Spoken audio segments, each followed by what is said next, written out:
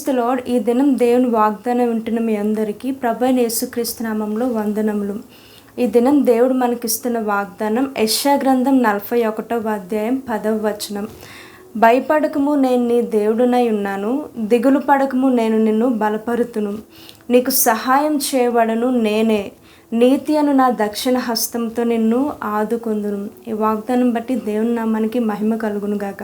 చాలామంది జీవితంలో భయము, ఆందోళన కలిగించే పరిస్థితుల వల్ల వాళ్ళ హృదయము ఎంతో కలవరంగా మారిపోతుంటుంది. ఎంతోమంది జీవితంలో రాత్రంతా నిద్ర పట్టక అనేకమైన ఆలోచనలతో భయపడుతూ ఉంటారు. ప్రతి చిన్న విషయానికి భయంతో వారి శరీరాలన్నీ బలహీనమైపోతాయి. భయం వల్ల మానసికంగా కృంగిపోతుంటారు. భయం వల్ల మానసిక ఒత్తిడి పెరిగిపోతుంటుంది. అయితే దేవుడు చెప్తా ఉన్నారు, భయపడకము, నేను నీ దేవుడునై ఉన్నాను. దిగులు పడకము, నేను నిన్ను బలపరిచెదనని. అయితే ప్రతి ఒక్క బాధలో కూడా దేవుడు బలపరుస్తానని వాగ్దానం ఇస్తున్నాడు. బైబిల్లో మనం చూసినట్లయితే దావీదు గొలియాతుని జయించారు. అది ఎలా అంటే దావీదుకి దేవుడు తోడై ఉన్నారు కాబట్టి.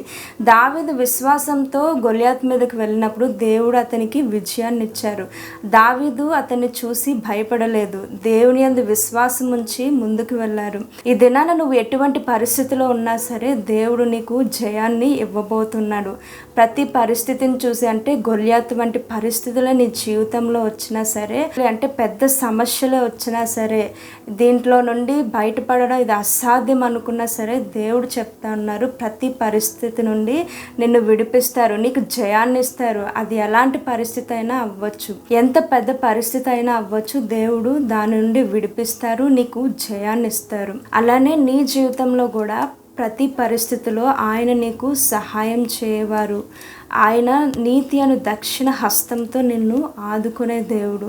ఈ యొక్క వాగ్దానం అనేది నీ జీవితంలో నెరవేరాలంటే ముందుగా నీ జీవితంలో ఉండాల్సింది విశ్వాసం. విశ్వాసం అంటే దేవుడు నీ పట్ల అసాధారణమైన కార్యాలు చేస్తారు అని నమ్మటం. అందుకనే దేవుని ఎడల విశ్వాసంగా ప్రార్థించాలి, అంటే నమ్మాలి.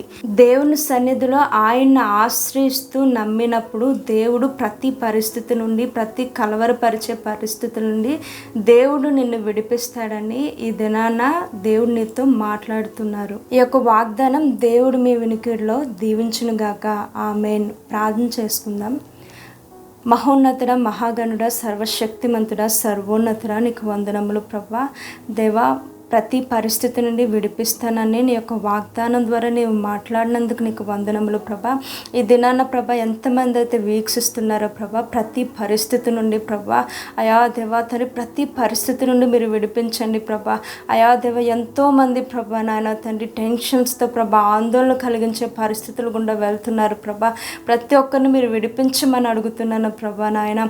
అయా దేవ, ఎంతోమంది ప్రభా నాయన భవిష్యత్తు కోసం ప్రభా, నా జీవితం ఏమైపోతుందా అని ప్రభా ఎంతోమంది దిగులు, చింతతో ప్రభా అయా వెళ్తూ ఉన్నారు ప్రభా నాయన. ప్రతి ఒక్కరిని మీరు దర్శించమని అడుగుతున్నాను ప్రభా నాయన.